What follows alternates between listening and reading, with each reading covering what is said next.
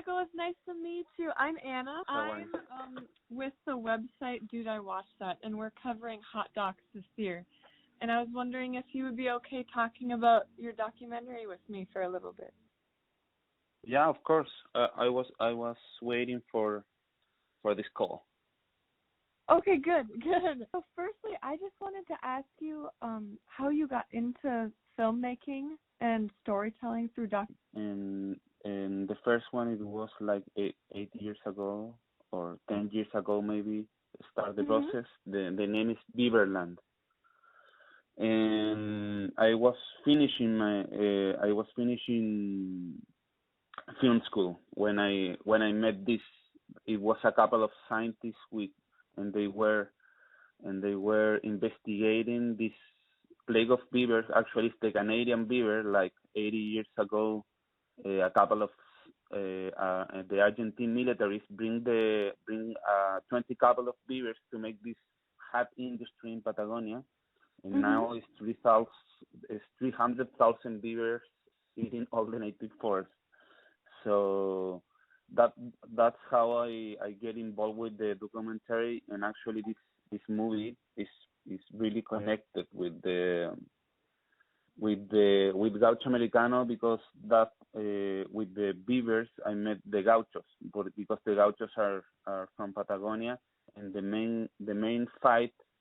The main predator the beaver had in Patagonia is the gaucho, because the beaver cut the rivers, and the gaucho had a lot of problems with the sheep industry. Okay, so they are connected. Interesting. Yeah. And then where did your documentary Flow come from? Was that connected at all? Yeah. I think always everything is connected in terms of your point of view, and with Flow, we also wanted to shoot people which are really connected with the nature, and their behavior depends of the nature. And I think Gauchos also had that, because Gauchos they raise sheep in the middle of nowhere and total loneliness, and I get really interested in these kind of characters, because when I saw them for the first time, it was obvious they were different in terms of how he felt the climax and the weather and the wind, So Flow was also that kind of thing, because Flow follows the Ganges River. It's a movie which follows the Ganges River and the the Ganges in India, and the Bio in Chile.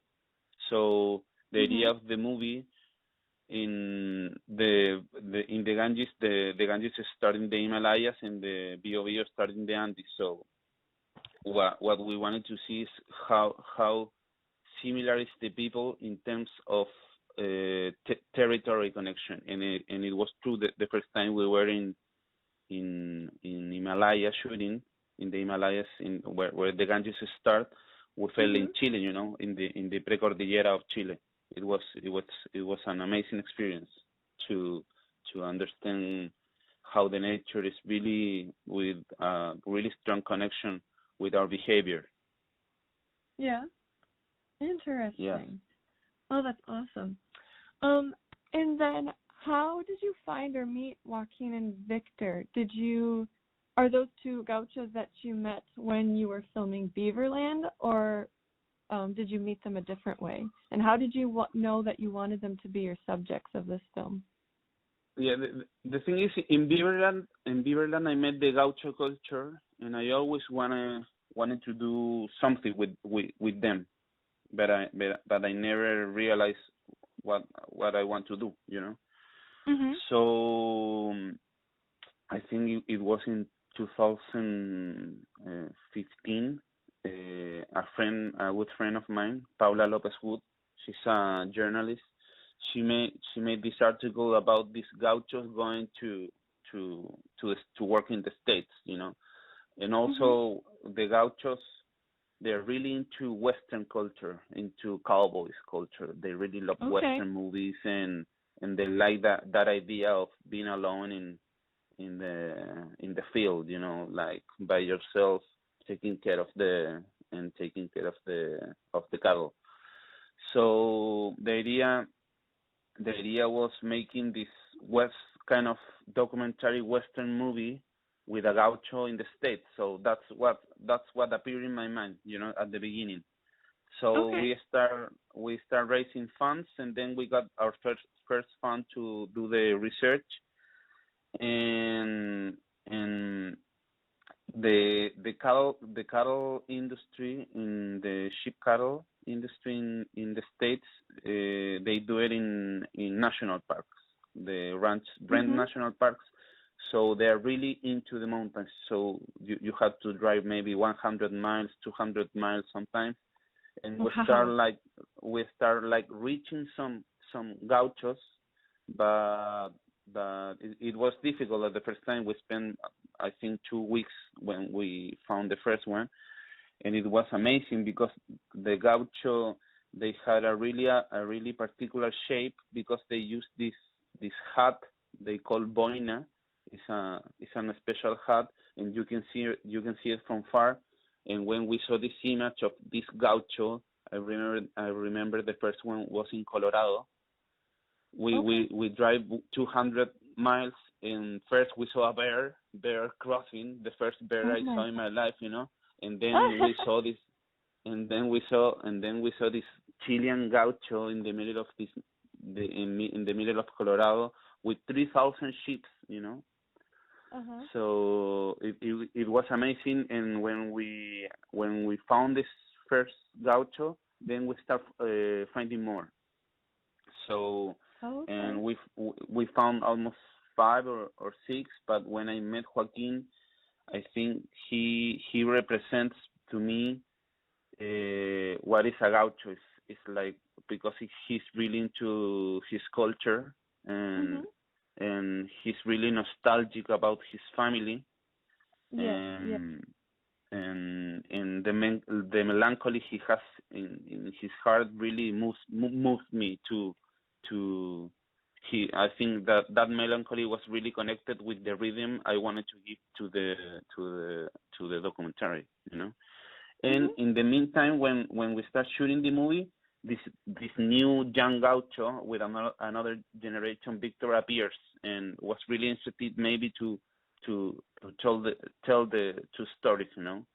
So Mhm. this guy who wants to conquer the world, and Joaquin, who just want to give a little money to raise a little money to his family. Yes, yeah. I really enjoyed that you had, you know, two different gauchos with an age difference. I don't think it would have been the same impact if you just had Joaquin or if you just had Victor. So I really enjoyed that you Yeah, had both of them. Um, and yeah. then how was the filming process, like out in the hills and the forest? It was filmed in Idaho, correct? It was because it was between Idaho, Wyoming, and Utah. Okay, It was in okay. it was in the border of these three states, and because it's how I tell you, the Mhm. ranchers, they rent different national parks. So Victor was really close to Joaquin, but in another mountain, and this other mountain was in Wyoming, and Yeah. Joaquin was in Utah, and then sometimes Joaquin crosses the ships from Utah to Idaho. Okay. So we need to move a lot. We need to move a lot, and we are not allowed to ride in horses, so we walk a lot also, You finding. walked with all the camera gear and Yeah, everything? yeah. The thing was, I always shoot in the same way. I do the camera. I have a sound engineer, and the line producer. Which is, and we are kind of a family. Yeah. So So you so do yeah, your own we camera work work. a lot. Like, yeah. It was just the three of us. I was in charge of all the camera equipment, like carrying and going up with the mountain. So you need to be in a really good shape because sometimes we because when Joaquin take the horse and he goes to find the sheep, we have to walk like 4 hours at 5 in the morning to meet him at 9. Oh my goodness. So it was really strong. The shooting process, and but works. So Yeah. we are happy. We are really happy about the results. Yeah. Yes, you should be. Imagine the sequence of Victor shooting the mountain lion out of the tree, and that Yeah. was an amazing shot. And even when you're filming, well, all of these farmers are working with their sheep and loading them into trucks, and that must be so chaotic and crazy to try and find places to put your camera and get shots. So that's incredible that you completed that. Yeah. Thank you. When you are there, you are just trying to get the best shot, and you don't realize how, because because my English is not so good, but you are always like That's asking and putting in the middle of something, and they say, don't do this, don't do this, don't do that, and we have to say sorry many times. But I think it worth it for the movie, and the sale was okay. Yeah. Yeah. And then I loved how you also covered in the doc like family hardships and even language barriers or cultural differences. One of my favorite scenes is when the American farmer is trying to have a conversation with Joaquin over food. Yeah. And Yeah. they're trying to communicate, and I loved that. It was amazing. How did that work on set? Like, were there any cultural differences or language barriers between people? Well, in the writing process, that was part of our point of view, because because Joaquin, he really don't know nothing about the States, nothing about the English language. So, but he knows a lot about sheep, about horses, about weapons, about knives. So they could communicate. It's like mathematicians, They have their own a language in common. And I think people who works in the field, in the farms with animals, they know how to relate, And this cowboy Thomas, he was really interested about Joaquin because Joaquin was really good with the horse, and he has a really particular technique for him. So he got obsessed with Joaquin. He really wanted to go to Patagonia and meet the Gauchos, because the Gauchos have everything they have is special, like the knives, the way they warm the water, the mate, this herb they drinks. So in terms of this encounter between cowboys and gauchos was really amazing and funny at the same time when they start relating and they start communicating and what we show in the movie was the beginning of their relation. They start in their relation start growing. Yeah, exactly. And they have the same passion, and so I love that people from different cultures can connect over something that they have a passion about. They have a passion and a lifestyle. I think they have a similar lifestyle. Yeah. Yes, exactly. And it kind of showed as a symbol to me when they traded hats. I thought that was lovely when they traded each other their own hats. That was awesome. Yeah. Well, that was lovely. I really, when that started, because we didn't expect this cowboy, because this cowboy just arrived because they need some help in the with the sale, you know. And he was like a cartoon for me at the beginning, you know, because of his suit, you know, was really particular, you know, and the way he talks and the cigars he smokes, you know. So it was a gift for the movie, because I think he's a good image of a cowboy, and this encounter with this gaucho, which is really Joaquin is a classic gaucho, you know. So that was amazing. That was a dream. That was the encounter, a dream at the beginning of starting this movie. Okay, awesome. I love that you were able to capture that also. And Thanks. then, so from Gaucho Americano to Beaverland and Flow, there seems to be a theme of telling human and geographical stories from all over the globe. How would you describe, is there like a theme of your work or a message of your work, if you had to describe it all in one? Or what is your goal with all of your documentaries and storytelling through your filmmaking?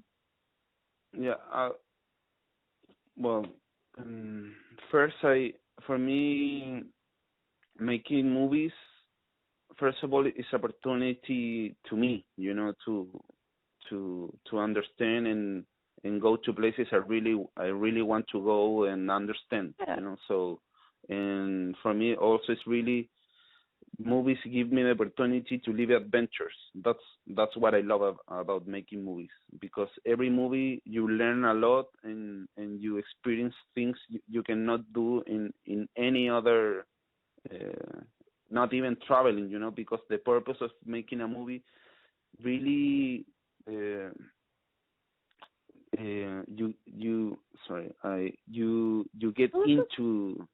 get into really in a profound way of the life of these people, you know.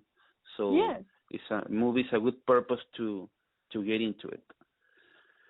And then I'm really concerned about the environment and what is going on. Also with global warming and globalization, and left a testimony of maybe some things that are going to disappear in a couple of years more. So for me, it's important to capture that and put it in a movie and crystallize different things.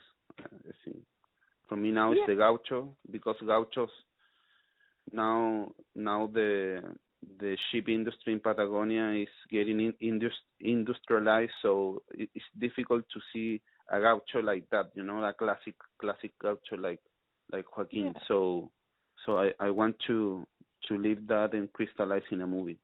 That's important to me. Okay, awesome. Also, in terms of and also in terms of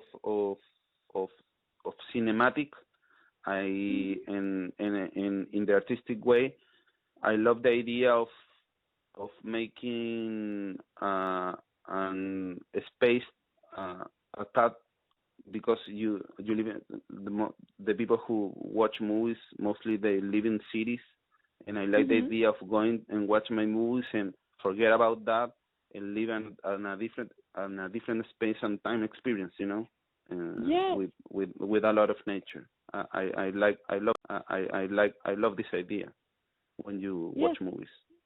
Yeah. Exactly. Well, and watching your work, it does transport you to another place. It feels like you're there, and you capture all the aspects of wherever you're filming, and you're telling important stories that, you know, sometimes a lot of people in these big cities wouldn't ever hear of any other time. So what you're doing is very important. Thank you so much. Yeah. And then the last question I had was about the ending of the film. Did you know that you always wanted to end the documentary with the shot of Joaquin laughing and singing back home in Chile, or did that come up when you No, were filming? always when I think when you make a documentary, you have three different processes. The first one is when you write the script, and then the second one is when you start shooting, and the shooting is not is the shooting don't have any relation with the script, because always different things happen and different characters appears and everything changes, you know. Yeah. And then the editing, again, you thought in a movie when you were shooting, and when you start editing, you move everything to in a space and time, you know. So I never realized when I was shooting, I never realized that moment is going to be the end of the movie. No, we discovered that in the editing process. Okay, interesting. I thought it was such a perfect and powerful ending, because he was very nostalgic and about his home and his culture and his family, and so I'm really happy that I got to see him go back. And be with, because the movie is 70 minutes and we shot like 200 hours, you know. So. Oh my gosh, that's crazy. Of course when I was in that moment, was really emotional, and I think everybody was crying because he was so nostalgic and sad, but grateful at the same time, you know. Yes, yeah. And no, that was a lovely, lovely shot. Great. Thank you. Well, I really appreciate you talking with me today, Nicolas. And I love your work. I appreciate you as a filmmaker and a storyteller, and I think it's so exciting that Gaucho Americano has entered Hot Docs and that so many people will be able to watch what you created. Right. Thank you for talking to me. For me, it's really important to talk about the movie and to have the opportunity of visualize the movie. And we are really happy about premiering Hot Docs, because I think it's the best place we can show this, because I think it's connected with the where this place, you know, with this place where they shot the movie and with this culture, you know. Yeah, exactly. Yeah. Well, I will be looking out for your work in the future, because I have enjoyed what you've made so far. Thank you so much. Thank you so yes, much. of course. I hope you have a great day, and congrats on the doc. Okay, have a great day too. Okay, thank you. Yeah. Goodbye. Bye. Thank you so much.